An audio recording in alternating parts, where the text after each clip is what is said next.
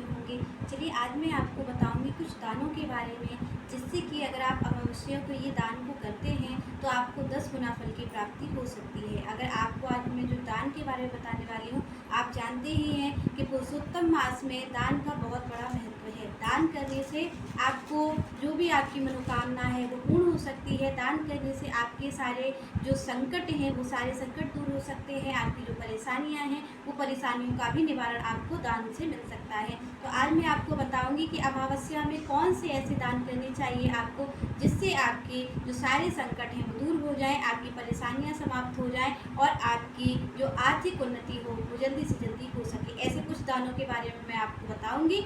अगर आपको ये वीडियो अच्छा लगे तो वीडियो को जरूर लाइक कर दीजिएगा, चैनल को सब्सक्राइब कर दीजिएगा। चलिए अब आपको बताते हैं दानों के बारे में। तो आपको पहला दान कौन सा करना है? सबसे बड़ा दान जो होता है वो होता है दीपदान।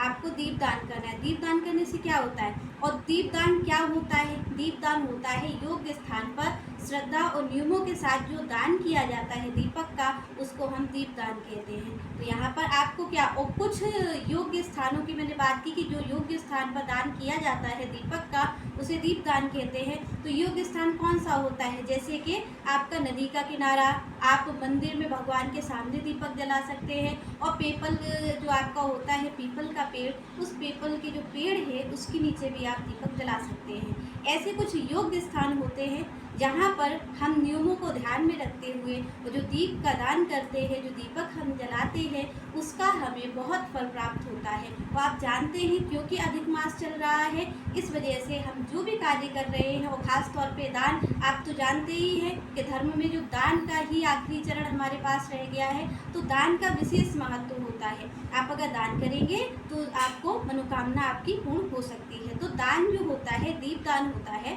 मैंने आपसे कहा दीपदान, तो दीपदान जो होता है वो आपको सारे व्रतों का फल, जैसे आप व्रत रखते हैं उस व्रतों का फल और आपके सारे तीर्थों का फल आपको दीपदान से ही मिल सकता है। जैसे आप कोई व्रत रहते हैं, आप पूरे दिन व्रत रहते हैं, भूखे रहते हैं, भजन कीर्तन करते हैं, उन सारे व्रतों का और सारे तीर्थ, आप जो तीर्थों में जाते हैं उन सारे तीर्थों का फल आपको किससे मिल सकता है? एक दीपदान से। क्यों मिल सकता है? क्योंकि ये अधिक मास में पड़ रहा है। तो आप तो जानते हैं अधिक मास की बड़ी जो महात्मा, आप जानते हैं कि अधिक मास का बहुत बड़ा महात्मा है। बहुत श्री विष्णु के लिए छोटे से छोटा कार्य जो किया जाता है अधिक मास में, उसका 10 गुना फल प्राप्त हमें होता है, आपको और हमको। तो यहाँ पर हमें क्या करना है कि आप जान रहे दीपदान का कितना बड़ा महत्व है कि वो सारे व्रतों का फल और सारे तीर्थों का फल आपको एक दीपदान से मिल सकता है। पर आपको क्या करना है कि आपको योग्य स्थान पर करना है। तो यहाँ पर आपको दीप का दान करना है। सबसे पहली बात कि आपको दीपक का दान करना ही करना है। आप भगवान के सामने भी दीपक जलाइए, आप पीपल के पेड़ के नीचे भी दीपक जला सकते हैं, और आप ईशान कोण के नीचे भी दीपक, जो आपका ईशान कोण है, भगवान आपके घर में होता है ईशान कोण, तो उस ईशान कोण में जो आपके घर में जगह है ईशान कोण की, उस जगह भी आप दीपक को जला सकते हैं। मैंने आपको बताया था कि ईशान कोण में अगर आपको दीपक जलाना है तो सूर्योदय से पहले और सूर्यास्त के बाद तक वो दीपक जलता रहना चाहिए।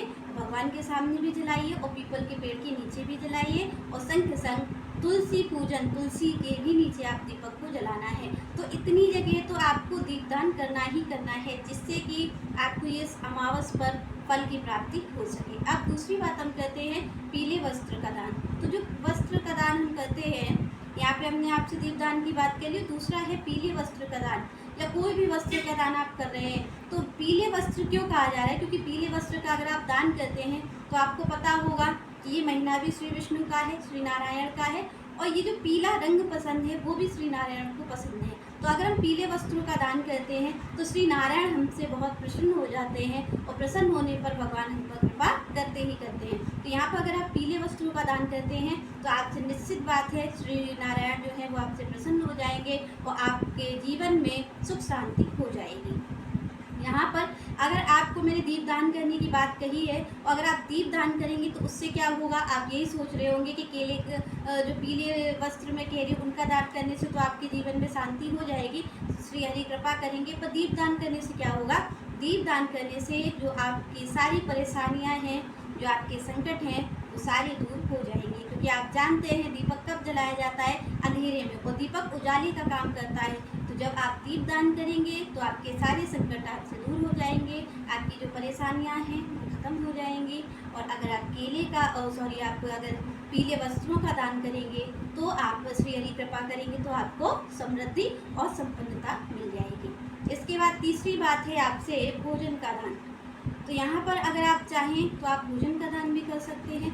भोजन का दान करने से क्या होगा कि भोजन का दान अगर आप करते हैं, किसी भूखे व्यक्ति को आप भोजन कराते हैं या फिर आप कोई भी भोजन का दान करते हैं, जा कर के कोई भंडारा करते हैं, तो अगर आप इन कार्यों को करते हैं तो भोजन का दान करने से क्या होगा कि आपसे माँ लक्ष्मी प्रसन्न हो जाएंगी और आपसे माँ अन्नपूर्णा भी प्रसन्न हो जाएंगी। तो फिर उससे क्या होगा, अगर आप भोजन का दान करते हैं, आपसे माँ लक्ष्मी प्रसन्न होंगी, अन्नपूर्णा माँ प्रसन्न होंगी, तो पहली बात आपके घर में कभी अनाज की कमी नहीं होगी कि आप घर में कभी आप ऐसा हो जाए कि आप भूखे हों, ऐसा कोई दिन नहीं आएगा क्योंकि आप दूसरों को भोजन का दान कर रहे हैं।